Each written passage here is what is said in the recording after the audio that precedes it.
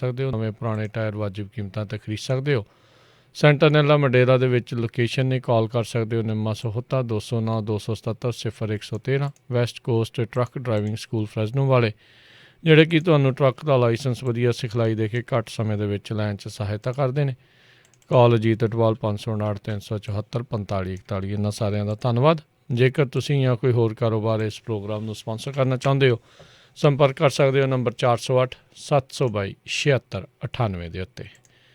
ਮਿੰਟੂ ਜੀ, ਗੱਲਬਾਤ ਦਾ ਸਿਲਸਿਲਾ ਜੇ ਆਪਾਂ ਸ਼ੁਰੂ ਕਰਦੇ ਜਾਈਏ ਤਾਂ ਜੇ ਸਭ ਤੋਂ ਪਹਿਲੀ ਗੱਲ ਕਰੀਏ ਸਰਕਾਰ ਦੇ ਪ੍ਰਸਤਾਵ 'ਤੇ ਕਿਸਾਨ ਜਥੇਬੰਦੀਆਂ ਦੀ ਗਹੀਨ ਚਿੰਤਨ। ਹਾਂਜੀ, ਦੇਖੋ ਅੱਜ ਇਹ ਜਿਹੜੀ ਬੈਠਕ ਦਾ ਕਹਿ ਲਓ ਕਿ ਨਤੀਜਾ ਆਇਆ ਵਾ, ਇਹ ਹੋਈ ਆ ਕਿ ਗਹੀਨ ਚਿੰਤਨ ਹੋ ਰਿਹਾ। ਪਹਿਲਾਂ ਤਾਂ ਮਾਫ ਕਰਨਾ, ਸਿਹਤ ਜਿਹੜੀ ਆ ਚੱਲਦੀ ਪਈ। ਅੱਛਾ, ਦੇਖੋ ਇਹ ਸਵੇਰ ਤੋਂ ਲੱਗੇ ਹੋਏ ਆ, ਮੀਟਿੰਗਾਂ ਦਾ ਸਿਲਸਿਲਾ ਜਾਰੀ ਹੈ, ਪਰ ਹੁਣ ਅੰਤ ਦੇ ਵਿੱਚ ਜਿਹੜੀ ਖਬਰ ਆ ਰਹੀ ਹੈ ਉਹ ਇਹ ਆ ਕਿ ਇਹ ਪ੍ਰਸਤਾਵ ਸ਼ਾਇਦ ਰੱਦ ਕਰ ਦਿੱਤਾ ਗਿਆ। ਹਾਲਾਂਕਿ ਦੇਖੋ ਸਾਰੇ ਜਿਹੜੇ ਚੈਨਲ ਆ ਉਹ ਕਹਿ ਰਹੇ ਆ ਆਪੋ ਆਪਣੇ ਪੱਧਰ ਤੇ ਕਿ ਅਸੀਂ ਪੁਸ਼ਟੀ ਕਰ ਲਈ ਆ, ਸਾਡੇ ਸੂਤਰ ਜਿਹੜੇ ਕਹਿ ਰਹੇ ਆ, ਪਰ ਅਧਿਕਾਰਤ ਤੌਰ ਤੇ ਕੋਈ ਪ੍ਰੈਸ ਨੋਟ ਜਿਹੜਾ ਉਹ ਹਾਲੇ ਤੱਕ ਜਾਰੀ ਨਹੀਂ ਕੀਤਾ ਇਹਨਾਂ ਨੇ ਕਿ ਸੱਚਮੁੱਚ ਪ੍ਰਸਤਾਵ ਜਿਹੜਾ ਰੱਦ ਹੋ ਗਿਆ ਜਾਂ ਨਹੀਂ ਹੋਇਆ। ਬਹਰਹਾਲ ਇਹਨਾਂ ਨੇ ਜੋ ਚਿੰਤਨ ਕੀਤਾ ਵਾਕਿਆ ਗਹੀਨ ਸੀਗਾ।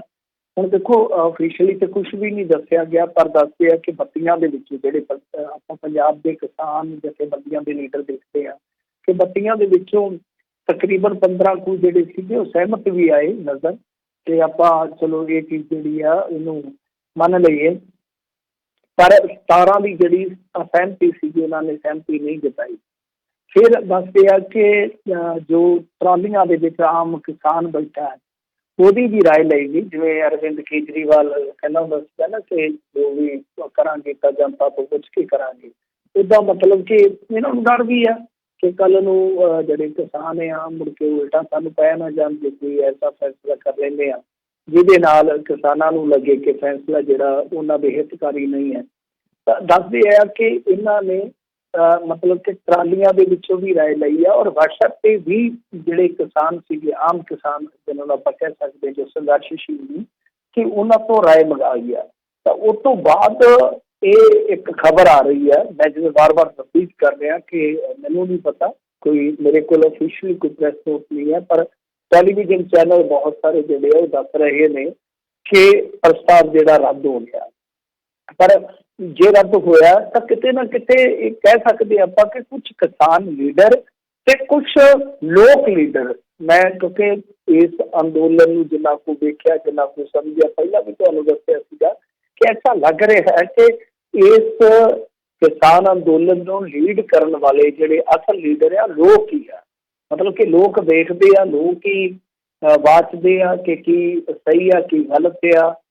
ਲੀਡਰਸ਼ਿਪ ਦਾ ਜਿਹੜਾ ਫੈਸਲਾ ਸਹੀ ਹੁੰਦਾ ਉਸਨੂੰ ਉਹ ਖੜੇ ਮੱਥੇ ਪ੍ਰਵਾਨ ਵੀ ਕਰਦੇ ਆ। ਜੇ ਲੱਗਦਾ ਹੈ ਕਿ ਲੀਹ ਪਾੜ ਕੇ ਥੋੜ੍ਹਾ ਜਿਹਾ ਜਾ ਰਹੇ ਆ, ਜਾਣ ਦਾ ਯਤਨ ਕਰ ਰਹੇ ਆ, ਤਾਂ ਯਕਦਮ ਉਹ ਰਸਤਾ ਘੇਰ ਲੈਂਦੇ ਉਹਨਾਂ ਦਾ ਕਿ ਨਹੀਂ ਇੱਧਰ ਨਹੀਂ ਜਾਣ ਦਿਆਂਗੇ। ਕਿਉਂਕਿ ਇਹਦੇ ਵਿੱਚੋਂ ਵੀ ਹੁਣ ਦੇਖੋ ਖੁੱਲ੍ਹ ਕੇ ਗੱਲਾਂ ਤੇ ਨਹੀਂ ਆ ਰਹੀਆਂ ਬਾਹਰ, ਪਰ ਕਿਤੇ ਨਾ ਕਿਤੇ ਨਾਰਾਜ਼ਗੀ ਸੀਗੀ ਕੁਛ ਕਿਸਾਨ ਸਮਰਥਕਾਂ ਦੀ ਵੀ, ਕੁਛ ਕਿਸਾਨਾਂ ਦੀ ਵੀ, ਕੁਛ ਨੌਜਵਾਨਾਂ ਦੀ ਵੀ, ਕਿ ਤਜਵੀਜ਼ ਜਿਹੜੀ ਆ ਉਹ ਨਹੀਂ ਮੰਨੀ ਜਾਣੀ ਚਾਹੀਦੀ। ਹਾਲਾਂਕਿ ਦੱਸਦੇ ਆ ਕਿ ਪ੍ਰਪੋਜ਼ਲ ਇੱਕ ਵੱਖਰਾ ਕਿਸਾਨਾਂ ਨੇ ਵੀ ਤਿਆਰ ਕਰ ਲਿਆ ਸੀਗਾ। ਇਹ ਦੁਪਹਿਰੇ ਖਬਰਾਂ ਆਈਆਂ ਸੀ, ਲੰਬੇ ਵੇਲੇ ਤੋਂ ਬਾਅਦ ਇਹ ਖਬਰਾਂ ਆਉਣੀਆਂ ਸਟਾਰਟ ਹੋ ਗਈਆਂ ਸੀਗੀਆਂ ਕਿ ਇੱਕ ਐਸਾ ਪ੍ਰਪੋਜ਼ਲ ਤਿਆਰ ਕਰ ਲਿਆ ਜਾਵੇ, ਮਤਲਬ ਕਿ ਸਰਕਾਰ ਦੇ ਪ੍ਰਪੋਜ਼ਲ ਦੇ ਜਵਾਬ ਦੇ ਵਿੱਚ, ਜਿਹਦੇ 'ਚ MSP ਦਾ ਇੱਕ ਕਾਨੂੰਨੀ ਬਦਲ ਮੰਗਿਆ ਜਾਵੇ, ਜਿਹੜੇ ਕਿਸਾਨ ਸ਼ਹੀਦ ਹੋਏ ਆ ਉਹਨਾਂ ਵਾਸਤੇ ਮੁਆਵਜ਼ਾ ਮੰਗਿਆ ਜਾਵੇ। ਇਸ ਤੋਂ ਇਲਾਵਾ ਜੋ ਇੰਟਰਸਟ ਹੈ ਲੋਨ ਦਾ, ਯਾਨੀ ਜੋ ਐਗਰੀਕਲਚਰ ਲੋਨ ਆ, ਉਹ 4% ਤੱਕ ਰੱਖਿਆ ਜਾਵੇ। ਮਤਲਬ 4% ਤੋਂ ਭਾਵ ਕੀ ਹੈ ਕਿ ਇੱਕ ਤਾਂ ਜਿਹੜੀ ਹੁਣ ਇੰਟਰਸਟ ਦੀ ਦਰ ਸਭ ਨੂੰ ਪਤਾ ਵੱਖ-ਵੱਖ ਬੈਂਕਾਂ ਦੀ, ਵੱਖ-ਵੱਖ ਬੈਂਕਾਂ ਦੀ ਜਾਂ ਫਾਈਨੈਂਸਰਾਂ ਦੀ ਅਲੱਗ ਆ, ਬਹੁਤ ਜ਼ਿਆਦਾ ਹੋ ਜਾਂਦੀ ਹੈ। ਕਈ ਵਾਰ ਤੇ ਆਮ ਜਿਹੜੇ ਨਿੱਜੀ ਹੈਗੇ ਫਾਈਨੈਂਸਰ ਉਹ ਤੇ 15% ਤੱਕ ਵੀ ਲੈ ਜਾਂਦੇ ਆ। ਤਾਂ ਉਹ 4% ਦਰ ਕਰਨ ਦੀ ਤਜਵੀਜ਼ ਦਿੱਤੀ ਗਈ। ਔਰ ਇਸ ਤੋਂ ਇਲਾਵਾ ਇਹ ਵੀ ਕਿਹਾ ਗਿਆ ਕਿ ਜਿਹੜੀ ਲੈਂਡ ਤੇ ਮਤਲਬ ਕਿ 1 ਏਕੜ ਪਿੱਛੇ 3 ਲੱਖ ਲੋਨ ਦੀ ਹੁਣ ਤੱਕ हैगी है मद ਉਹਨੂੰ ਵਧਾ ਕੇ 5 ਲੱਖ ਤੱਕ ਕੀਤਾ ਜਾਵੇ। ਸੋ ਐਸਾ ਇੱਕ ਪ੍ਰਪੋਜ਼ਲ ਵੀ ਦੱਸਦੇ ਸੀ ਪਹਿਲਾਂ ਕਿ ਤਿਆਰ ਕਰ ਲਿਆ ਗਿਆ ਕਿਸਾਨ ਜਥੇਬੰਦੀਆਂ ਵੱਲੋਂ। ਪਰ ਮੈਂ ਜਿਵੇਂ ਤੁਹਾਨੂੰ ਕਿਹਾ ਕਿ ਇਹਨਾਂ ਦੀ ਵੀ ਇੰਟੈਲੀਜੈਂਸੀ ਹੈ, ਇਹਨਾਂ ਕੋ ਤੇ ਇਹ ਵੀ ਸਮਝਦੀ ਆ, ਇਹ ਵੀ ਭਾਂਸਦੀ ਆ, ਇਹਨਾਂ ਨੂੰ ਵੀ ਪਤਾ ਹੀ ਆ ਕਿ ਅੰਦਰ ਕੀ ਚੱਲ ਰਿਹਾ ਹੈ, ਬਾਹਰ ਕੀ ਚੱਲ ਰਿਹਾ, ਲੋਕਾਂ ਦੇ ਮਨਾਂ 'ਚ ਕੀ ਚੱਲ ਰਿਹਾ ਔਰ ਓਵਰਆਲ ਦੁਨੀਆ ਦੇ ਵਿੱਚ ਕੀ ਚੱਲ ਰਿਹਾ। ਸੋ ਇਸ ਕਰਕੇ ਉਹ ਜਿਹੜੀਆਂ ਕਿਸਾਨ ਜਥੇਬੰਦੀਆਂ ਸੀ ਅੰਤ ਦੇ ਵਿੱਚ ਉਹਨਾਂ ਨੇ ਨਿਰਣਾ ਇਹੋ ਹੀ ਕੀਤਾ। ਹੁਣ ਤੱਕ ਜੇ ਆਪਾਂ ਦੇਖੀਏ ਤਾਂ ਉਹ ਸਹਿਮਤ ਨਜ਼ਰ ਨਹੀਂ ਆਏ, ਯਾਨੀ ਜੋ ਸਰਕਾਰ ਨੇ ਪ੍ਰਸਤਾਵ ਰੱਖਿਆ ਜਾਂ ਪ੍ਰਪੋਜ਼ਲ ਕਹਿ ਲਓ ਜਾਂ ਪੇਸ਼ਕਦਮੀ ਪਹਿਲ ਕਦਮੀ ਕਹਿ ਲਓ, ਕੋਈ ਵੀ ਸ਼ਬਦ ਇਸਤੇਮਾਲ ਕਰ ਲਓ, ਕਿ ਉਹਨਾਂ 'ਤੇ ਸਹਿਮਤੀ ਨਹੀਂ ਬਣੀ।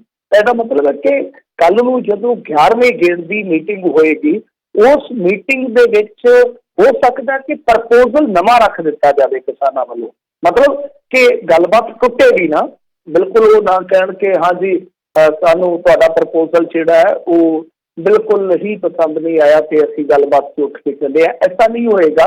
ਮਤਲਬ ਕਿ ਕੁਛ ਨਵੀਂ ਤਿਆਰੀ ਕੀਤੀ ਜਾ ਸਕਦੀ ਆ, ਕੁਛ ਨਵੀਆਂ ਸ਼ਰਤਾਂ ਰੱਖੀਆਂ ਜਾ ਸਕਦੀਆਂ। ਮੈਂ ਜਿਵੇਂ ਕਿਹਾ ਕਿ ਇਹ ਖਬਰਾਂ ਆਈਆਂ ਨੇ ਐਸਾ ਪ੍ਰਪੋਜ਼ਲ ਤਿਆਰ ਕੀਤਾ ਗਿਆ ਸੀ ਕਿਸਾਨ ਜਥੇਬੰਦੀਆਂ ਵੱਲੋਂ। ਹੋ ਸਕਦਾ ਕਿ ਇਹ ਪ੍ਰਪੋਜ਼ਲ ਵੀ ਰੱਖਿਆ ਜਾਵੇ। ਇਹ ਵੀ ਸੁਣਨ ਦੇ ਵਿੱਚ ਆਇਆ ਸੀਗਾ ਕਿ ਕਿਸਾਨ ਜਥੇਬੰਦੀਆਂ 3 ਸਾਲ ਵਾਸਤੇ ਇਹ ਜਿਹੜੇ ਹੈਗੇ ਆ ਕਾਨੂੰਨ ਉਹਨਾਂ ਨੂੰ ਟਲਵਾਉਣਾ ਚਾਹੁੰਦੇ ਆ ਤਾਂ ਕਿ ਉਦੋਂ ਤੱਕ ਮੋਦੀ ਸਰਕਾਰ ਦੀ ਟਰਮ ਜਿਹੜੀ ਆ ਉਹ ਪੂਰੀ ਹੋ ਜਾਵੇ ਜਾਂ ਪੂਰੀ ਹੋਣ ਦੇ ਬਿਲਕੁਲ ਨਜ਼ਦੀਕ ਹੋ ਜਾਵੇ ਕਿ ਉੱਥੇ ਉਹ ਇਹੋ ਜਿਹਾ ਰਿਸਕ ਨਾ ਲੈ ਸਕਣ। ਪਰ ਮੈਂ ਜਿਵੇਂ ਕਿਹਾ ਕਿ ਅਸਲ ਪੱਤੇ ਜਿਹੜੇ ਉਹ ਕੱਲ੍ਹ ਦੀ ਮੀਟਿੰਗ 'ਚ ਖੁੱਲਣਗੇ।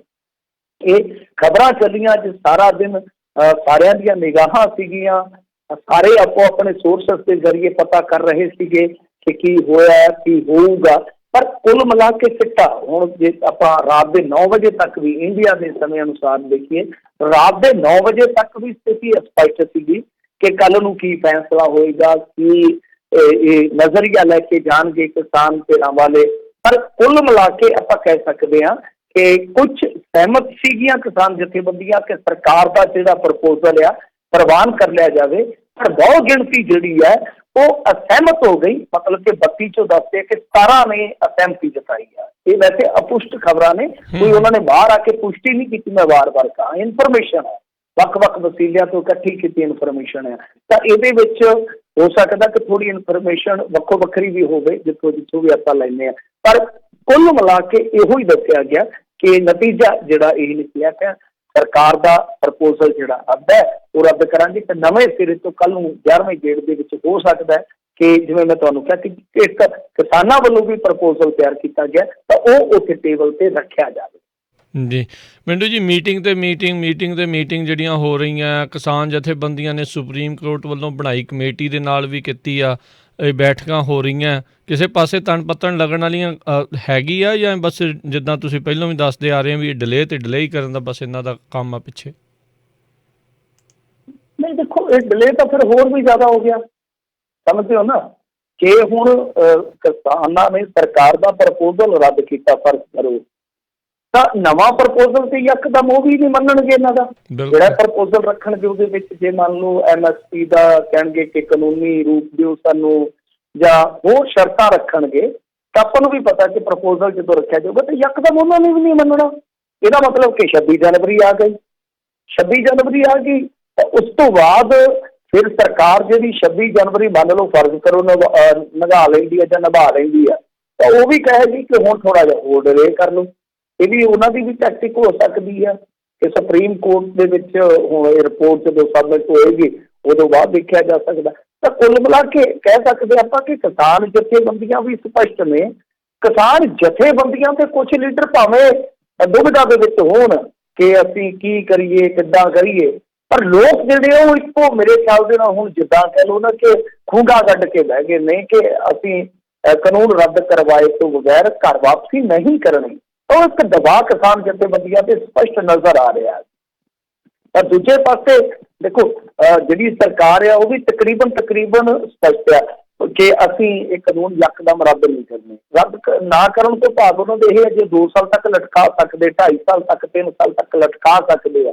ਇਟ ਮੀਨ ਕਿ ਉਹ ਸਿਰਫ ਤੇ ਸਿਰਫ ਇੱਕ ਐਸੇ ਬੰਦੇ ਦੀ ਜਿਹੜੀ ਛਵੀ ਆ ਉਹ ਡੈਮੇਜ ਨਹੀਂ ਕਰਨੀ ਚਾਹੁੰਦੇ, ਉਹਨੂੰ ਉਹ ਨੁਕਸਾਨ ਨਹੀਂ ਪਹੁੰਚਾਉਣਾ ਚਾਹੁੰਦੇ ਜਿਸ ਛਵੀ ਨੂੰ ਉਹਨਾਂ ਨੇ ਬਹੁਤ ਸਾਲ ਲਾ ਕੇ ਨਕਾਰਿਆ ਵਾ। ਮਤਲਬ ਕਿ ਨਰਿੰਦਰ ਮੋਦੀ ਜੀ ਦੀ ਛਵੀ ਨੂੰ ਨੁਕਸਾਨ ਨਹੀਂ ਪਹੁੰਚਾਉਣਾ ਚਾਹੁੰਦੇ। ਉਹਨਾਂ ਦੀ ਦਬੰਗਈ, ਉਹਨਾਂ ਦੀ ਦ੍ਰਿੜਤਾ, ਉਹਨਾਂ ਦੀ ਦਲੇਰੀ, ਉਹ ਜਿਹੜਾ ਹੀਰੋਇਜ਼ਮ ਹੈ ਉਹਨਾਂ ਦਾ, ਜਿਹੜਾ ਔਰਾ ਹੈ, ਜਿਹੜਾ ਉਹਦੇ ਵਾਸਤੇ ਇਹ ਸਾਰੀਆਂ ਚੀਜ਼ਾਂ ਕਰ ਰਹੇ ਆ ਕਿ ਵਿਚਾਲੜਾ ਰਸਤਾ ਕੱਢ ਕੇ ਕਹਿ ਲਿਆ ਜਾਵੇ ਕਿ ਹਾਂ ਤੁਹਾਡੀ ਸਰਕਾਰ ਝੁਕੀ ਨਹੀਂ ਹੈ, ਉਹਨਾਂ ਨੇ ਬਦਲ ਦਿੱਤਾ। ਮਤਲਬ ਕਿ ਗੱਲ ਸੁਣੀ ਹੈ ਕਿਸਾਨਾਂ ਦੀ ਆਵਾਜ਼ ਸੁਣ ਕੇ ਉਹਨਾਂ ਨੇ ਕੁਛ ਸਮੇਂ ਵਾਸਤੇ ਕਾਨੂੰਨ ਟਾਲੇ। तो ऐसा है, पर सरकार से दबाव देखो बहुत ज्यादा आएगा, दाब बड़ी है क्योंकि अन्ना जिस मर्जी मंशा के नाल आ जाए 30 तरीक ਨੂੰ ਜੇ ਆ ਕੇ अन्ना बैठ ਜਾਂਦਾ ਦਿੱਲੀ ਦੇ ਵਿੱਚ, ठीक है कि कवरेज वगैरह पे ਜਾਂ ਹੋਰ ਗੱਲਾਂ ਬਾਤਾਂ ਤੇ ਅਸਰ ਤੇ ਪਵੇਗਾ ਅੰਦੋਲਨ ਤੇ, ਪਰ ਉਹਦੀ ਵੀ ਇੱਕ ਐਕਸਟਰਾ ਦਾਬ ਆਏਗੀ, ਉਹਦੀ ਵੀ ਇੱਕ ਐਕਸਟਰਾ ਦਾਬ ਆਏਗੀ। ਅਗਾਂਹ ਇਲੈਕਸ਼ਨ ਹੋਣੇ ਨੇ 5 ਸਟੇਟਾਂ ਦੇ ਵਿੱਚ, 4-5 ਸਟੇਟਾਂ ਦੇ ਵਿੱਚ ਇਹਨਾਂ ਕੁਝ ਮਹੀਨਿਆਂ ਦੇ ਦੌਰਾਨ, ਤਾਂ ਉੱਥੇ ਵੀ ਬਹੁਤ ਕਸੂਤੀ ਪੋਜੀਸ਼ਨ ਬਣ ਜਾਏਗੀ ਭਾਜਪਾ। ਜਿਵੇਂ ਹੁਣ ਆਪਾਂ ਕਹਿ ਲਈਏ ਕਿ ਇਸ ਤੋਂ ਬਾਅਦ ਜੇ ਦੇਖੀਏ ਤਾਂ ਅਗਲੇ ਸਾਲ ਵੀ ਇਲੈਕਸ਼ਨ ਆਉਣਗੇ 5 ਸਟੇਟਾਂ ਦੇ ਉਦੋਂ। ਤਾਂ ਕੁੱਲ ਮਿਲਾ ਕੇ ਤੁਸੀਂ ਦੇਖੋ ਕਿ ਕੁਝ 20 ਤੋਂ 22-24 ਮਹੀਨਿਆਂ ਦੇ ਅੰਦਰ 10 ਸਟੇਟਾਂ ਦੇ ਵਿੱਚ ਜਾਣਾ ਭਾਜਪਾ ਨੇ। ਬਿਲਕੁਲ। ਪਰ ਉਹਨਾਂ ਵਿੱਚੋਂ ਉਹ ਕੁਝ ਚੈਲੰਜਿੰਗ ਸਟੇਟਾਂ ਵੀ ਨੇ। ਸੋ ਇਸ ਪਾਸਿਓਂ ਵੀ ਸਰਕਾਰ ਸੋਚੇਗੀ, ਹਰੇਕ ਪਾਸਿਓਂ ਸੋਚੇਗੀ, ਕਿਉਂਕਿ ਅੰਨਾ ਠੀਕ ਹੈ ਉਹਦਾ ਪਿਛਲਾ ਐਜੂਕੇਸ਼ਨ ਹੈ ਜਿਹੜਾ ਉਹ ਵਾਧਾ ਰਹਿੰਦਾ ਹਮੇਸ਼ਾ।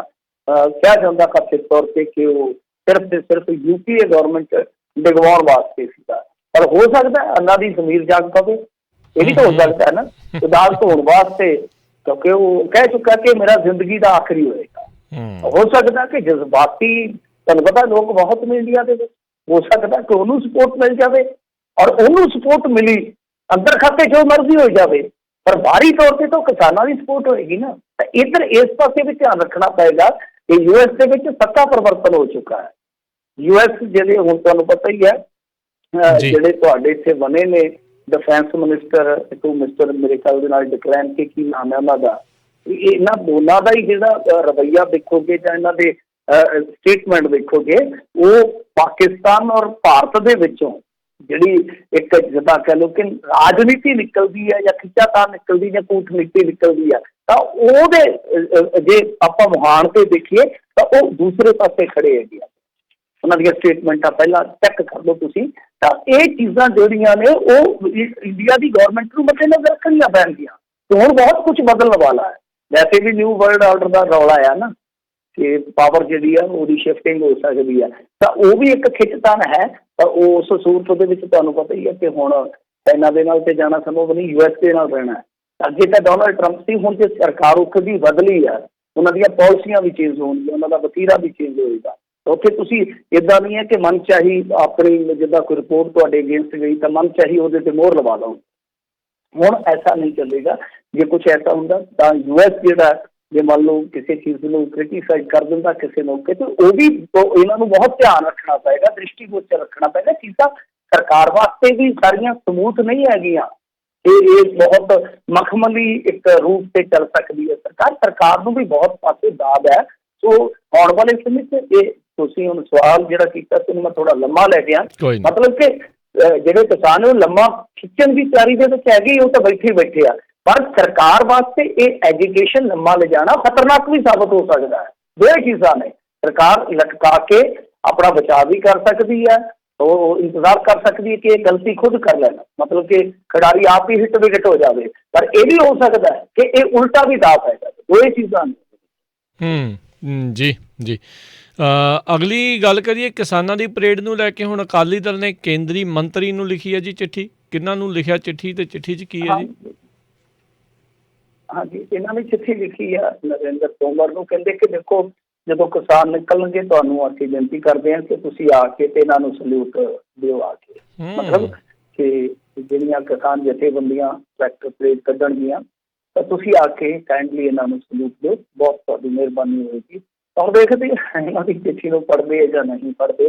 ਖੈਰ ਜਿਹੜੀ ਗੱਲ ਆ ਦੇਖੋ ਅਕਾਲੀਆਂ ਦੀ, ਅਕਾਲੀ ਹੁਣ ਪੂਰਾ ਜਿੱਦਾਂ ਕਹਿ ਲਓ ਕਿ ਦਿਲ ਖੋਲ ਕੇ ਇਸ ਐਜੂਕੇਸ਼ਨ ਨੂੰ ਸਪੋਰਟ ਕਰ ਰਹੇ ਆ, ਪਰ ਪਰੇਡ ਦੀ ਜਿੱਥੋਂ ਤੱਕ ਗੱਲ ਆ ਤਾਂ ਇਸ ਮਾਮਲੇ ਦੇ ਵਿੱਚ ਇਹ ਹੋਇਆ ਅੱਜ ਵੈਸੇ ਤੇ ਇਹਦੇ 'ਚ ਵੀ ਕਾਫੀ ਜ਼ਿਆਦਾ ਸਰਗਰਮੀ ਰਹੀ। ਅੱਜ ਆਪਾਂ ਦੇਖੀਏ ਤਾਂ ਤੜਕੇ ਸਿੰਘੂ ਬਾਰਡਰ 'ਤੇ ਕੁਝ ਪੁਲਿਸ ਅਫਸਰਾਨ ਪਹੁੰਚੇ, ਉਹਨਾਂ ਨੇ ਲੰਮੀ ਚੌੜੀ ਮੈਰਾਥਨ ਮੀਟਿੰਗ ਕੀਤੀ ਕਿਸਾਨ ਜਥੇਬੰਦੀਆਂ ਦੇ ਨਾਲ। ਉਹਨਾਂ ਦਾ ਵੀ ਰੌਲਾ ਇਹੋ ਹੀ ਰਿਹਾ ਕਿ ਉਹ ਇਹਨਾਂ ਨੂੰ ਬਦਲਵਾਂ ਰੂਟ ਦਿੰਦੇ ਆ, ਜਿਵੇਂ ਮੈਂ ਕੱਲ੍ਹ ਵੀ ਕਿਹਾ ਸੀ KMP ਰੂਟ, ਤੇ ਇਹ ਕਹਿੰਦੇ ਆ ਕਿ ਨਹੀਂ, ਜੋ ਅਸੀਂ ਤੁਹਾਨੂੰ ਰੂਟ ਦਿੱਤਾ, ਜੋ ਅਸੀਂ ਤੁਹਾਨੂੰ ਆਪਣਾ ਚਾਰਟ ਸਮਝਾਇਆ ਵਾ ਕਿ ਕਿਸ ਤਰ੍ਹਾਂ ਸਾਡੀ ਜਿਹੜੀ ਪਰੇਡ ਜਾਏਗੀ, ਕਿਸ ਤਰ੍ਹਾਂ ਇਹ ਟਰੈਕਟਰ ਜਿਹੜੇ ਸਾਡੇ ਛੁੱਕਣਗੇ, ਤਾਂ ਅਸੀਂ ਇਹਦੇ ਤੋਂ ਪਿੱਛੇ ਨਹੀਂ ਹਟਣਾ। ਤਾਂ ਉਹ ਗੱਲਬਾਤ ਵਿੱਚ ਜਾ ਰਹੀ ਆ, ਪਰ ਸ਼ਾਇਦ ਹੋ ਸਕਦਾ ਕਿ ਕੱਲ੍ਹ ਨੂੰ ਮੀਟਿੰਗ ਤੋਂ ਪਹਿਲਾਂ ਜਿਹੜੀ ਕਿਸਾਨ ਜਥੇਬੰਦੀਆਂ ਤੇ ਕੇਂਦਰ ਦੇ ਦਰਮਿਆਨ ਹੋਣੀ ਹੈ, ਉਸ ਤੋਂ ਪਹਿਲਾਂ ਫਿਰ ਇਹਨਾਂ ਦੀ ਮੀਟਿੰਗ ਹੋਵੇ, ਕਿਉਂਕਿ ਇਹਨਾਂ ਨੇ ਅੱਜ ਇਸ਼ਾਰਾ ਕੀਤਾ, ਟਾਈਮ ਦਿੱਤਾ ਆ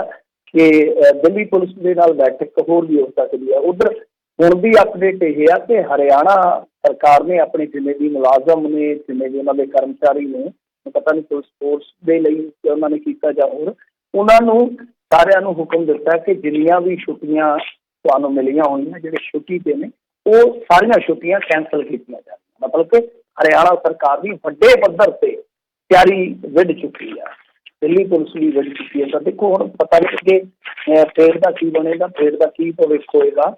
ਚਲੋ ਉਹਦੇ ਵਾਸਤੇ ਆਪਾਂ ਸੁੱਖ ਸਕਦੇ ਹਾਂ। ਖੈਰ, ਜਿਹੜੀ ਗੱਲ ਇਹ ਕਹਿੰਦੇ ਆ ਅਕਾਲੀ, ਚਲੋ ਠੀਕ ਹੈ, ਧੰਨਵਾਦ ਕਰਨਾ ਚਾਹੀਦਾ ਕਿ ਇਸ ਤਰ੍ਹਾਂ ਖੇਤਰੀ ਪਾਰਟੀਆਂ ਜਿਹੜੀਆਂ ਉਹ ਘੱਟੋ ਘੱਟ ਕਿਸਾਨਾਂ ਦੇ ਹੱਕ ਵਿੱਚ ਡਟੀਆਂ। ਪਰ ਮੈਂ ਤੁਹਾਨੂੰ ਦੱਸਦਾ ਕਿ ਇਹੋ ਦਿਨ ਸੀਗੇ 2016 ਦੇ, ਜਦੋਂ ਮੈਂ ਇੱਕ ਨੈਸ਼ਨਲ ਨਿਊਜ਼ ਪੇਪਰ ਦੇ ਵਿੱਚ ਕੰਮ ਕਰਦਾ ਹੁੰਦਾ ਸੀਗਾ। ਮੈਂ ਤੁਹਾਨੂੰ ਆਪਣੀ ਅੱਖਾਂ ਦੀ ਬੀਤੀ ਦੱਸ ਸਕਦਾ, ਅੱਖਾਂ ਦੀ ਵੇਖੀ ਤੇ ਆਪਣੀ ਬੀਤੀ ਦੱਸ ਸਕਦਾ ਆ ਕਿ ਉਸ ਵੇਲੇ ਜਦੋਂ ਇੱਥੇ ਮਾਲਵਾ ਦੇ ਵਿੱਚ ਨਰਮਾ ਪੱਟੀ ਤਬਾਹ ਹੋ ਗਈ ਜੀ, ਬਹੁਤ ਸਾਰੇ ਕਿਸਾਨ ਅਤੇ ਮਜ਼ਦੂਰ ਜਦੋਂ ਨੁਕਸਾਨੇ ਗਏ, ਉਹਨਾਂ ਨੇ ਆਖਿਆ ਸੀਗਾ ਕਿ ਅਸੀਂ ਬਾਦਲ ਪਿੰਡ ਦੇ ਵਿੱਚ ਜਾ ਕੇ ਪ੍ਰੋਟੈਸਟ ਕਰਨਾ ਹੈ ਸ਼ਾਂਤਮਈ। ਤਾਂ ਇੱਕ ਬਹੁਤ ਵੱਡਾ ਜਥਾ ਇੱਧਰੋਂ ਬਠਿੰਡੇ ਵਾਲੀ ਸਾਈਡ ਤੋਂ ਰਵਾਨਾ ਹੋਇਆ ਸੀਗਾ। ਜਦੋਂ ਵੱਡੀ ਰੋਡ ਤੇ ਰੋਕਾਂ ਲਾ ਦਿੱਤੀਆਂ ਗਈਆਂ ਤਾਂ ਉਹ ਪਿੰਡਾਂ ਵਿੱਚ ਵੀ ਹੋ ਗਿਆ, ਜਿੱਥੇ ਜਗਦੀਸ਼ ਭੁੱਲੇ ਦਾ ਪਿੰਡ ਹੈ ਨਾ, ਰਾਇਕੇ ਕਲਾਂ, ਵੈਸੇ ਇਹ ਆਪਦੇ ਨਾਨਕੇ ਬਹੁਤਾ ਰਿਹਾ, ਨਾਨਕੇ ਦਾ ਪਿੰਡ ਸ਼ਾਇਦ ਰੌਕੇ ਆ, ਤੇ ਇਹ ਇੱਥੇ ਰਾਇਕੇ ਦਾ ਮਤਲਬ ਕਿ ਘਰ ਹੈ, ਜੱਦੀ ਘਰ ਹੈ ਦਾ, ਮਾਂ ਬਾਪ ਉੱਥੇ ਰਹਿੰਦਾ ਹੈ। ਰਾਇਕੇ ਕਲਾਂ ਆ ਕੇ ਉਹਨਾਂ ਕਿਸਾਨਾਂ ਨੂੰ, ਉਹਨਾਂ ਮਜ਼ਦੂਰਾਂ ਨੂੰ ਉੱਥੇ ਪਿੰਡ 'ਚ ਘੇਰ ਕੇ ਇੱਕ ਗੁਰਦੁਆਰੇ 'ਚ ਵਾੜ ਦਿੱਤਾ ਗਿਆ, ਔਰ ਕਮਾਲ ਦੀ ਗੱਲ ਕਿ ਗੁਰਦੁਆਰਾ ਸੀਲ ਕਰ ਦਿੱਤਾ ਗਿਆ। ਮੈਂ ਉੱਥੇ ਲਗਾਤਾਰ ਕਈ ਦਿਨ ਉਸ ਟਾਈਮ ਮੇਰੇ ਕੋਲ ਮੋਟਰਸਾਈਕਲ ਹੁੰਦਾ ਸੀਗਾ, ਮੈਂ ਉਹ ਮੋਟਰਸਾਈਕਲ ਤੇ ਆਪਣੇ ਪਿੰਡ ਤੋਂ, ਜਿੱਥੋਂ ਮੇਰੇ ਖਿਆਲ ਦੇ ਨਾਲ ਰਾਇਕੇ ਕਲਾਂ ਦੀ ਦੂਰੀ ਤਕਰੀਬਨ ਜ਼ਿਆਦਾ ਨਹੀਂ ਤੇ 50-60 ਕਿਲੋਮੀਟਰ ਤੇ ਬਣ ਜਾਂਦੀ ਹੋਣੀ ਆ, ਉਹ ਤੈਅ ਕਰਦਾ ਹੁੰਦਾ ਸੀ ਇਹਨਾਂ ਦਿਨਾਂ ਦੇ ਵਿੱਚ। ਤਾਂ ਕਰਕੇ ਮੈਨੂੰ ਦਿਨ ਚੇਤੇ ਆ ਗਿਆ ਕਿ ਤੁਸੀਂ ਆਪਣੇ ਰਾਜ ਦੇ ਵਿੱਚ ਕੀ ਕਰਦੇ ਰਹੋ। ਮੈਂ ਦੂਜੀਆਂ ਘਟਨਾਵਾਂ ਨਹੀਂ ਜਣਾਊਂਗਾ, ਮੈਂ ਤੁਹਾਨੂੰ ਇੱਕ ਘਟਨਾ ਜਣਾਈ ਹੈ ਕਿ ਉਹ ਵੀ ਪ੍ਰੋਟੈਸਟ ਸੀਗਾ ਜਦੋਂ ਤੁਸੀਂ, ਉੱਥੇ ਬੀਬੀਆਂ ਵੀ ਬਹੁਤ ਸਾਰੀਆਂ ਸੀਗੀਆਂ ਉੱਥੇ। ਚਲੋ ਪਿੰਡ ਆਪਾਂ ਕਹੀਏ ਕਿ ਧੰਨ ਪਿੰਡ ਸੀਗਾ, ਉਹਨਾਂ ਨੇ ਬਹੁਤ ਮਦਦ ਕੀਤੀ ਉਸ ਟਾਈਮ, ਲੰਗਰ ਪਾਣੀ ਖੁੱਲ੍ਹੇ ਚੱਲਦੇ ਰਹੇ। ਚਲੋ ਫਿਰ ਗੱਲਬਾਤ ਹੋਈ, ਮਸਲਾ ਨਿਬੜ ਗਿਆ। ਤਾਂ ਤੁਸੀਂ ਆਪ ਦੇਖੋ ਕਿ ਤੁਸੀਂ ਪ੍ਰੋਟੈਸਟ ਨੂੰ ਉਸ ਟਾਈਮ ਕਿੰਨਾ ਕੁ ਸਪੇਸ ਦੇ ਰਹੇ ਸੀ। ਅਈਓ ਕਿਸਾਨ ਸੀ, ਅਈਓ ਮਜ਼ਦੂਰ ਸੀ, ਅਈਓ ਏਕਤਾ ਉਗਰਾਹਾਂ ਵਾਲੇ ਸੀ। ਕਮਾਲ ਦੀ ਗੱਲ ਹੈ ਕਿ ਇਹੀ ਲਛਮਣ ਸੇਵੇ ਵਾਲਾ ਜਿਹੜਾ ਮਜ਼ਦੂਰਾਂ ਦਾ ਆਗੂ ਹੈ, ਇਹੀ ਉਦੋਂ ਸਾਨੂੰ ਪ੍ਰੈਸ ਨੂੰ ਡੀਲ ਕਰਦਾ ਹੁੰਦਾ ਸੀ ਉਸ ਟਾਈਮ। ਸੋ ਇਹ ਤੁਸੀਂ ਦੇਖ ਲਓ ਕਿ ਸਮੇਂ ਦੀ ਡਿਮਾਂਡ ਆ, ਸਮੇਂ ਦੇ ਰੰਗ ਆ, ਤੇ ਅੱਜ ਅਕਾਲੀ ਦਲ ਜਿਹੜਾ ਖੁੱਲ੍ਹ ਕੇ ਇਹਨਾਂ ਦੇ ਹੱਕ 'ਚ, ਮੈਂ ਕਹਿ ਰਿਹਾ ਕਿ ਚਲੋ ਠੀਕ ਆ, ਪਿੱਛੇ ਜੋ ਹੋਇਆ ਬਾਕੀ ਜੋ ਬੀਤੀ। ਹੁਣ ਅੱਗੇ ਜੇ ਤੁਸੀਂ ਮੰਨ ਲਓ ਕਿਤੇ ਸੱਤਾ 'ਚ ਆਉਂਦੇ ਹੋ, ਲੋਕ ਤੁਹਾਡੇ ਤੇ ਯਕੀਨ ਕਰਦੇ ਆ, ਲੋਕ ਤੁਹਾਨੂੰ ਮੈਂਡੇਟ ਦਿੰਦੇ ਆ, ਕਈ ਗੱਲਾਂ ਯਾਦ ਰੱਖਿਓ ਕਿ ਤੁਸੀਂ ਸਭ ਤੋਂ ਮੁਲਾਇਮ ਤੇ ਸਭ ਤੋਂ ਜਿੱਦਾਂ ਕਹਿ ਲਈਏ ਕਿ ਪਿਸਣ ਵਾਲੇ ਵਰਗ ਦੇ ਹੱਕ 'ਚ ਖਲੋਤੇ ਹੋ, ਉਦੋਂ ਹੱਕ 'ਚ ਖੜੇ ਰਹੋ, ਫਿਰ ਪਤਾ ਲੱਗੂ। ਬਿਲਕੁਲ ਜੀ। ਮੈਨੂੰ ਜੀ ਅਗਲੀ ਗੱਲ ਕਰੀਏ, ਆਮ ਆਦਮੀ ਪਾਰਟੀ ਨੇ ਦਾਅਵਾ ਕੀਤਾ, ਕਹਿੰਦੇ ਕਿਸਾਨ ਅੰਦੋਲਨ 'ਚ ਸ਼ਾਮਲ ਹੋਣ ਵਾਲੇ ਕਰਮਚਾਰੀਆਂ ਨੂੰ ਕੈਪਟਨ ਸਰਕਾਰ ਕਰ ਰਹੀ ਹੈ ਬਰਖਾਸਤ। ਦੇਖੋ, ਦੋਸ਼ ਲਾਇਆ ਆਮ ਆਦਮੀ ਪਾਰਟੀ ਨੇ, ਦੋਸ਼ ਕੈਪਟਨ ਅਮਰਿੰਦਰ ਸਿੰਘ ਤੇ ਤਾਂ ਕਾਫੀ ਤਗੜੇ ਲਾ ਰਹੇ ਆ, ਤੁਹਾਨੂੰ ਪਤਾ ਹੀ ਆ। ਕੈਪਟਨ ਅਮਰਿੰਦਰ ਸਿੰਘ ਨੂੰ ਤਾਂ ਪਿਛਲੇ ਦਿਨੀ ਸਫਾਈ ਵੀ ਦੇਣੀ ਪਈ ਕਿ ਜੋ ਅਸੀਂ ਕਮੇਟੀ ਦੇ ਵਿੱਚ ਕਿਹਾ ਉਹਨੂੰ ਵਿਚਾਰਿਆ ਹੀ ਨਹੀਂ ਗਿਆ। ਅਸੀਂ RTI ਪਾ ਕੇ ਵੀ ਪੁੱਛਿਆ, ਦੁੱਧ ਦਾ ਦੁੱਧ, ਪਾਣੀ ਦਾ ਪਾਣੀ ਹੋ ਗਿਆ ਕਿ ਪਹਿਲੀ ਗੱਲ ਤੇ ਕਿ ਸਾਨੂੰ ਪਾਰਟ ਉੱਥੇ ਲਿਆ ਹੀ ਨਹੀਂ ਸੀ ਗਿਆ, ਜਿਹੜੀ ਉਹ ਬਣਾਈ ਸੀ ਜਿਨ੍ਹਾਂ ਨੇ ਕਮੇਟੀ। ਦੂਸਰਾ ਕਿ ਜੋ ਅਸੀਂ ਪਾਰਟੀਸਪੇਟ ਕੀਤਾ ਉਹਦੇ ਵਿੱਚ ਜੋ ਸਾਡਾ ਲਿਖਿਆ ਪੜਿਆ ਸੀਗਾ, ਉਹ ਵਿਚਾਰਨ ਤੋਂ ਪਹਿਲਾਂ ਹੀ, ਨੀਤੀ ਆਯੋਗ ਦੇ ਟੇਬਲ 'ਤੇ ਜਾਣ ਤੋਂ ਪਹਿਲਾਂ ਹੀ ਇਹਨਾਂ ਨੇ ਇਹ ਫੈਸਲਾ ਕਰ ਲਿਆ। ਸੋ ਐਸੀ ਸਫਾਈ ਦੇਣੀ ਪੈ ਰਹੀ ਹੈ ਕੈਪਟਨ ਅਮਰਿੰਦਰ ਸਿੰਘ ਨੂੰ। ਹੁਣ ਇਹਨਾਂ ਤੇ ਜਿਹੜਾ ਦੋਸ਼ ਲਾਇਆ ਵਾ ਗੁਰਮੀਤ ਸਿੰਘ ਮੀਤ ਹੇਅਰ ਨੂੰ, ਉਹ ਇਹ ਆ ਕਿ ਫਾਜ਼ਿਲਕਾ ਜ਼ਿਲ੍ਹੇ ਦੇ ਮਨਰੇਗਾ ਕਰਮਚਾਰੀ ਯੂਨੀਅਨ ਦੇ ਜ਼ਿਲ੍ਹਾ ਜਨਰਲ ਸਕੱਤਰ ਅਮਰਤਪਾਲ ਸਿੰਘ ਨੂੰ ਕੁਝ ਦਿਨ ਪਹਿਲਾਂ ਕਹਿੰਦੇ ਕਿ ਨੌਕਰੀ ਤੋਂ ਬਰਖਾਸਤ ਕਰ ਦਿੱਤਾ।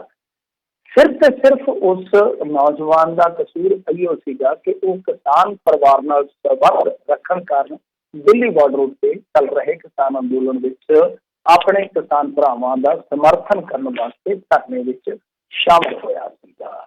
ਸੋ ਐਸਾ ਦੋਸ਼ ਸਰਕਾਰ ਤੇ ਲੱਗਣਾ ਮੇਰੇ ਖਿਆਲ ਦੇ ਨਾਲ ਕਾਫੀ ਜ਼ਿਆਦਾ ਉਹਦੀ ਪੋਜੀਸ਼ਨ ਨੂੰ ਕਮਜ਼ੋਰ ਕਰ ਦਿੰਦਾ, ਕਿਉਂਕਿ ਕੈਪਟਨ ਅਮਰਿੰਦਰ ਸਿੰਘ ਨੇ ਜਿਵੇਂ ਤੁਹਾਨੂੰ ਕਿਹਾ ਕਿ ਪੂਰਾ ਜ਼ੋਰ ਲਾ ਰਹੇ ਨੇ ਕਿ ਪੰਜਾਬ ਦੀ ਪੋਲਿਟਿਕਸ ਦੇ ਵਿੱਚ ਜਿਹੜਾ ਇਸ ਟਾਈਮ ਸਭ ਤੋਂ ਬਰਨਿੰਗ ਇਸ਼ੂ ਹੈ, ਸਭ ਤੋਂ ਭਖਦਾ ਮੁੱਦਾ ਹੈ ਜਿਹੜਾ ਕਿਸਾਨੀ ਨਾਲ ਜੁੜਿਆ, ਜਿਹਦੇ ਵਿੱਚ ਹੁਣ ਸਾਰੇ ਮੁੱਦੇ ਜਿਹੜੇ ਆ ਸਮਾ ਗਏ ਆ।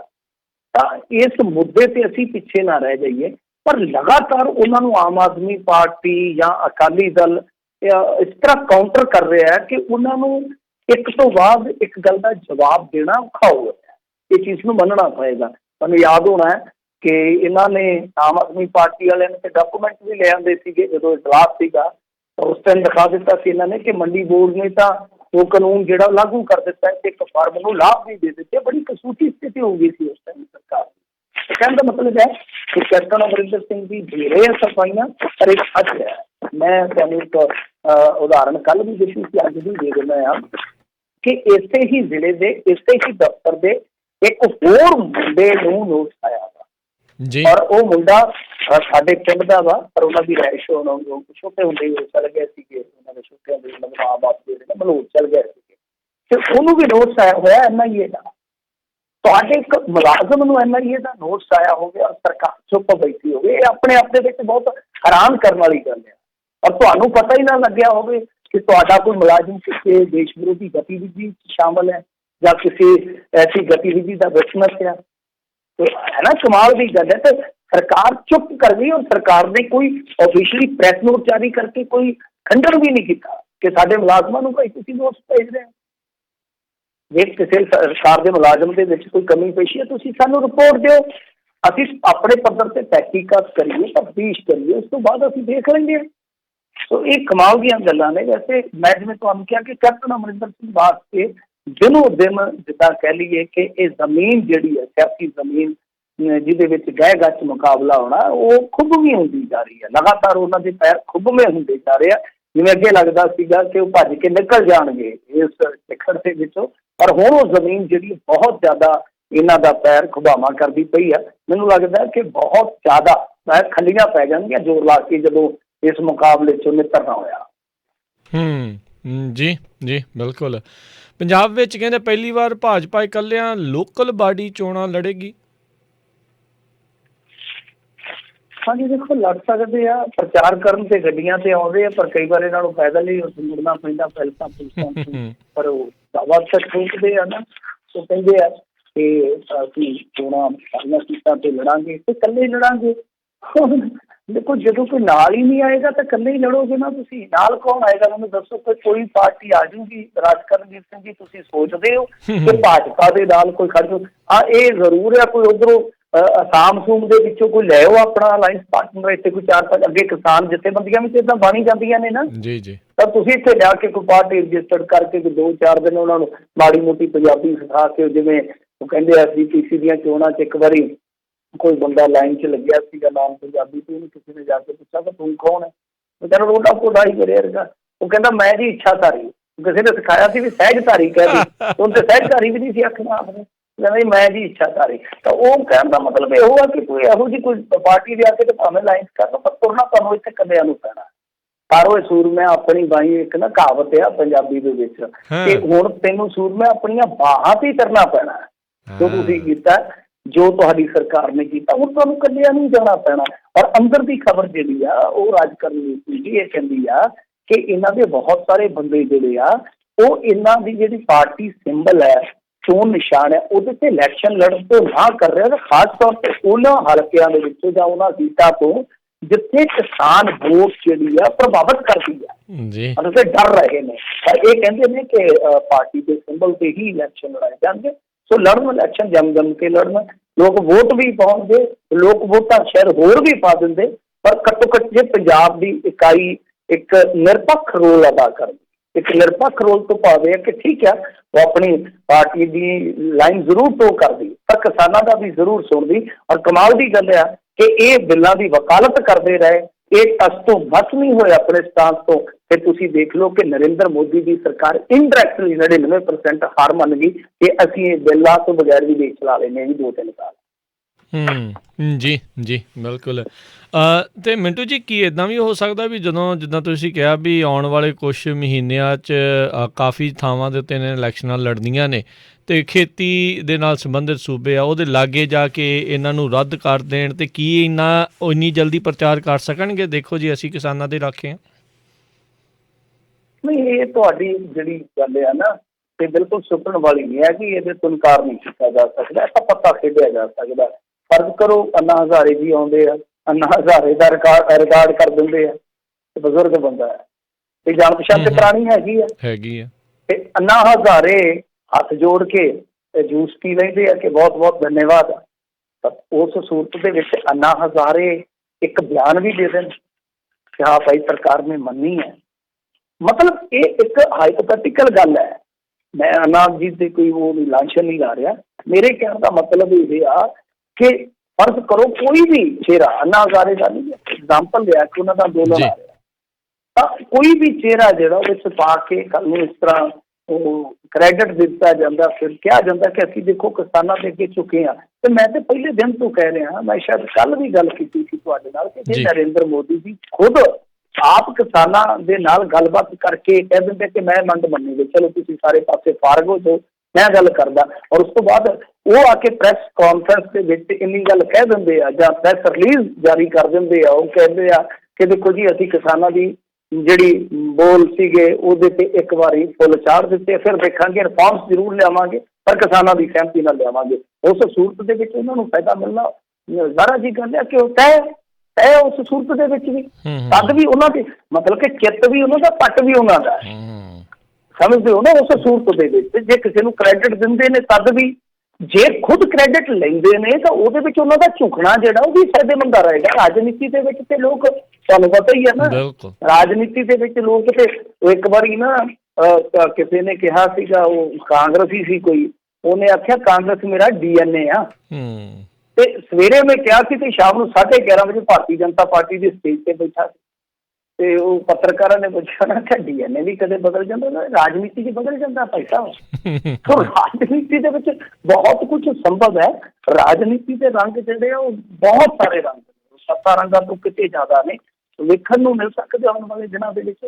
ਪਰ ਆਪਾਂ ਤੇ ਕੰਮ ਹੀ ਕਰ ਸਕਦੇ, ਦੁਆਈ ਕਰ ਸਕਦੇ ਹਾਂ ਕਿ ਕੰਮ ਨਿਬੜ ਜਾਵੇ ਛੇਤੀ ਤੋਂ ਛੇਤੀ। ਇਹ ਲੋਕ ਜਿਹੜੇ ਚੰਗੇ ਕੋਠੀਆਂ ਕਾਰਾਂ ਵਾਲੇ ਆ ਉਹ ਬੇਘਰ ਹੋ ਕੇ ਬੈਠੇ ਆ, ਉਹ ਘਰਾਂ ਨੂੰ ਪਰਤੇ ਹੋਣ। ਜੀ ਜੀ, ਜਾਂਦੇ ਜਾਂਦੇ ਗੱਲ ਕਰ ਲਈਏ ਵੈਕਸੀਨੇਸ਼ਨ ਦੇ। ਕਹਿੰਦੇ ਦੂਜੇ ਪੜਾਅ 'ਚ ਪ੍ਰਧਾਨ ਮੰਤਰੀ ਮੋਦੀ ਨੂੰ ਲੱਗੇਗਾ ਕਰੋਨਾ ਦਾ ਵੈਕਸੀਨੇਸ਼ਨ ਦਾ ਟੀਕਾ। ਇਹ ਵੀ ਪ੍ਰਧਾਨ ਸਿੰਘ ਕੋਲ ਦੇਖੋ ਜਿਵੇਂ ਖੁਦ ਮੈਦਾਨ 'ਚ ਆ ਗਏ ਆ ਨਾ, ਆ ਗਏ ਆ, ਕਿਉਂਕਿ ਜਿਹੜੀ ਵੈਕਸੀਨੇਸ਼ਨ ਹੋ ਰਹੀ ਸੀਗੀ ਇੰਡੀਆ ਦੇ ਵਿੱਚ ਉਹ ਟੀਕੇ ਤੋਂ ਤਕਰੀਬਨ ਅੱਧ ਥੱਲੇ ਚੱਲ ਰਹੀ ਹੈ ਇੰਡੀਆ ਦੇ ਵਿੱਚ, ਤੇ ਬਹੁਤ ਵੱਡੀ ਗੱਲ ਹੈ। ਇੱਕ ਪਾਸੇ ਤੁਸੀਂ ਅਤੇ US ਦੇ ਵਿੱਚ ਦੇਖਦੇ ਹੋਵੋਗੇ ਜਾਂ ਹੋਰ ਦੇਸ਼ਾਂ ਦੇ ਵਿੱਚ ਦੇਖਦੇ ਹੋਵੋਗੇ, ਤਾਂ ਇੱਥੇ ਇੰਡੀਆ ਦੇ ਵਿੱਚ ਉਹ ਬਹੁਤ ਥੱਲੇ ਚੱਲ ਰਹੀ। ਉਹਦਾ ਕਾਰਨ ਇਹ ਆ, ਇੱਕ ਤਾਂ ਤੁਹਾਨੂੰ ਪਤਾ ਅੱਜ ਕੱਲ੍ਹ ਹਰੇਕ ਦੇ ਕੋਲ ਮੋਬਾਇਲ ਹੈ, ਹਰੇਕ ਬੰਦਾ ਖਬਰ ਦੇ ਨਾਲ ਜੁੜਿਆ ਰਹਿੰਦਾ ਹੈ ਕਿ ਵੈਕਸੀਨੇਸ਼ਨ ਦਾ ਜਿਹੜਾ ਇਹ ਪੜਾਅ ਚੱਲਿਆ ਉਸ ਤੋਂ ਪਹਿਲਾਂ ਜੋ ਕਲੀਨਿਕਲ ਟਰਾਇਲ ਸੀਗਾ ਉਹ ਕਿਸ ਤਰ੍ਹਾਂ ਦਾ, ਉਹ ਜਿਵੇਂ ਕਹਿ ਲਈਏ ਅੱਧਾ ਅਧੂਰਾ ਕਾਹਲੀ 'ਚ ਕਹਿ ਲਈਏ ਪੂਰਾ ਕੀਤਾ ਗਿਆ। ਉਹਦਾ ਇੱਕ ਡਰ ਆ, ਲੋਕ ਗਾਂਹ ਗੱਲ ਜਿਹੜੀ ਕਨਵੇ ਕਰ ਦਿੰਦੇ, ਜਿਹੜਾ ਬੰਦਾ ਉਹਨਾਂ ਦਾ ਆਪਣਾ ਨਹੀਂ ਵੀ ਪੜ੍ਹਿਆ ਲਿਖਿਆ ਹੁੰਦਾ ਉਹਦੇ ਤੱਕ ਵੀ ਪਹੁੰਚ ਜਾਂਦੀ ਆ। ਸੋ ਦੂਜੀ ਗੱਲ ਇਹ ਆ ਕਿ ਬਹੁਤ ਸਾਰੇ ਸਿਹਤ ਕਰਮੀ ਢਿੱਲੇ ਆ। ਅੱਜ ਇੱਕ ਹੋਰ ਸਿਹਤ ਕਰਮੀ ਦੀ ਮੌਤ ਦੀ ਖਬਰ ਹੈ, ਉਹ ਵੀ ਹਾਰਟ ਅਟੈਕ ਨਾਲ। 3 ਸਿਹਤ ਕਰਮੀ ਹੁਣ ਤੱਕ ਮਰੇ ਨੇ, ਤਿੰਨੇ ਹੀ ਹਾਰਟ ਅਟੈਕ ਦੇ ਨਾਲ। ਇਹ ਤਾਂ ਕੋਈ ਕਹਿੰਦੇ ਕਿ ਕੋਈ ਸਾਈਡ ਇਫੈਕਟ ਨਹੀਂ, ਪਰ ਜਿਹੜੀ ਇੱਕ ਕੰਪਨੀ ਬਣਾਉਂਦੀ ਜਿਹੜੀ ਇਹਨਾਂ ਨੇ ਅਪਰੂਵ ਕੀਤੀ ਹੈ, ਉਹਨਾਂ ਨੇ ਆਫੀਸ਼ੀਅਲੀ ਕਿਹਾ ਕਿ ਇੱਕ ਤਾਂ ਜਿਹੜਾ ਬਲੀਡਿੰਗ ਡਿਸਆਰਡਰ ਹੈ, ਜਿਹਨੂੰ ਜਾਂ ਜਿਹਦਾ ਖੂਨ ਗਾੜਾ ਉਹ ਨਾ ਲਵਾਓ। ਤਾਂ ਇਹ ਦੇਖ ਲਓ ਕਿ ਮਤਲਬ ਕਿ ਰਾਜ ਹੈ ਔਰ ਕੀ ਇਹ ਇਤਫਾਕ ਹੈ। ਦੂਜੀ ਚੀਜ਼ ਹੋਰ ਵੀ ਦੇਖੋ, ਇੱਥੇ ਕੱਲ੍ਹ ਇੱਕ ਆਸ਼ਾ ਵਰਕਰ ਨੂੰ ਸਾਡੇ ਪੰਜਾਬ ਦੇ ਵਿੱਚ ਲੱਗੀ ਵੈਕਸੀਨੇਸ਼ਨ ਹੋਈ, ਉਹਦੀ ਲੱਗੀ ਡੋਜ਼, ਉਹਨੂੰ ਨਾਲ ਦੀ ਨਾਲ ਉਹ ਢਿੱਲੀ ਹੋ ਗਈ, ਉਹਨੂੰ ਦਾਖਲ ਕਰਵਾਉਣਾ ਪਿਆ। ਔਰ ਇਜ਼ਰਾਈਲ ਦੇ ਵਿੱਚ ਤਾਂ ਮੇਰੇ ਖਿਆਲ ਦੇ ਨਾਲ ਫਾਈਜ਼ਰ ਦੀ ਉਹਨਾਂ ਨੇ ਡੋਜ਼ ਦਿੱਤੀ ਹੈ, ਤਾਂ ਉੱਥੇ ਤਾਂ 12,000 400 ਜਾਂ ਕੁਝ ਸਮਥਿੰਗ ਐਸਾ ਫਿਗਰ ਸੀਗਾ ਤੇ ਉੱਥੇ ਤੇ ਦੁਬਾਰਾ ਹੋ ਗਿਆ ਉਹਨਾਂ ਨੂੰ ਕਰੋਨਾ। ਔਰ ਉਹਨਾਂ ਦੇ ਵਿੱਚੋਂ ਬਹੁਤ ਸਾਰੇ ਐਸੇ ਸੀਗੇ, ਦਰਜਨਾਂ ਐਸੇ ਸੀ ਜਿਨ੍ਹਾਂ ਨੇ ਸੈਕਿੰਡ ਡੋਜ਼ ਵੀ ਲਈ ਸੀਗੀ, ਉਹਦੀ ਦੂਜੀ ਵਾਰ ਵੀ ਲੈ ਲਈ ਸੀ। ਇਹ ਆਪਣੇ ਆਪ ਦੇ ਵਿੱਚ ਬਹੁਤ ਜ਼ਿਆਦਾ ਚਿੰਤਾ ਵਾਲਾ ਵਿਸ਼ਾ ਸੀ ਗੌਰਮੈਂਟ ਵਾਸਤੇ, ਕਿਉਂਕਿ ਨੀਤੀ ਆਯੋਗ ਦੇ ਜਿਹੜੇ ਸਿਹਤ ਡਿਪਾਰਟਮੈਂਟ ਦੇ ਮੁਖੀ ਆ, ਉਹਨਾਂ ਨੇ ਖੁਦ ਅਪੀਲ ਕੀਤੀ ਕਿ ਬਾਈ ਇਹ ਬਿਲਕੁਲ ਸੇਫ ਹੈ, ਡਰਨ ਦੀ ਜ਼ਰੂਰਤ ਨਹੀਂ, ਅੱਗੇ ਆਓ। ਤਾਂ ਇਹ ਆਪ ਹੀ ਅੰਦਾਜ਼ਾ ਲਾ ਲਓ ਤੁਸੀਂ ਕਿ ਕਿੰਨਾ ਢਿੱਲਾ ਸੀ ਵੈਕਸੀਨੇਸ਼ਨ ਦਾ ਕੰਮ। ਸੰਤ ਦੇ ਵਿੱਚ ਪ੍ਰਧਾਨ ਸੇਵਕ ਵੱਲੋਂ ਇਸੇ ਕਰਕੇ ਕਿਹਾ ਗਿਆ ਕਿ ਮੈਂ ਲਵਾਉਂਗਾ ਸੈਕਿੰਡ ਗੇੜ ਦੇ ਵਿੱਚ, ਤਾਂ ਮੁੱਖ ਮੰਤਰੀ ਵੀ ਲਵਾਉਣਗੇ ਤਾਂ ਕਿ ਲੋਕ ਵੱਧ ਤੋਂ ਵੱਧ ਵੈਕਸੀਨੇਸ਼ਨ ਕਰਵਾਉਣ। ਪਰ ਇਹ ਡਰ ਨਿਕਲੂਗਾ ਜਾਂ ਫਿਰ ਇਸ ਡਰ ਨੂੰ ਕੱਢਣ ਵਾਸਤੇ ਕੋਈ ਮੋਦੀ ਸਰਕਾਰ ਕੋਈ ਇਹ ਐਲਾਨ ਕਰ ਦੇਵੇ ਕਿ ਇੱਕ ਭਾਈ ਮੈਂਡੇਟਰੀ ਹੈ, ਤੁਹਾਨੂੰ ਪਤਾ ਹੀ ਹੈ ਨਾ ਕਿ ਆਧਾਰ ਕਾਰਡ ਵਾਂਗੂ ਕਹਿ ਦੇਣ, ਹੋ ਸਕਦਾ ਫਿਰ ਸਾਰਿਆਂ ਨੂੰ ਲਵਾਉਣਾ ਵੀ ਪੈ ਜਾਵੇ। ਡਰ ਤਾਂ ਕੱਢ ਦਿੰਦੇ ਮੋਦੀ ਸਾਹਿਬ। ਜੀ, ਤੇ ਮਿੰਟੂ ਜੀ ਬਹੁਤ ਬਹੁਤ ਧੰਨਵਾਦ ਤੇ ਸ਼ੁਕਰੀਆ। ਮਿਲਦੇ ਹਾਂ ਜੀ ਕੱਲ੍ਹ ਨੂੰ ਫਿਰ। ਸਤਿ ਸ਼੍ਰੀ ਅਕਾਲ ਜੀ। ਸ਼ੁਕਰੀਆ। ਤੇ ਇਸ ਉੱਤੇ ਇੱਥੇ ਹੀ ਸਾਡਾ ਪ੍ਰੋਗਰਾਮ ਸਮਾਪਤ ਹੈ। ਮਿਲਦੇ ਹਾਂ ਅਗਲੀ ਵਾਰ, ਤੱਕ ਲਈ ਮੇਰੇ ਵੱਲੋਂ ਵੀ ਸਾਨੂੰ ਸਤਿ ਸ਼੍ਰੀ ਅਕਾਲ। ਸੁਣਦੇ ਰਹੋ ਪੰਜਾਬੀ ਰੇਡੀਓ USA।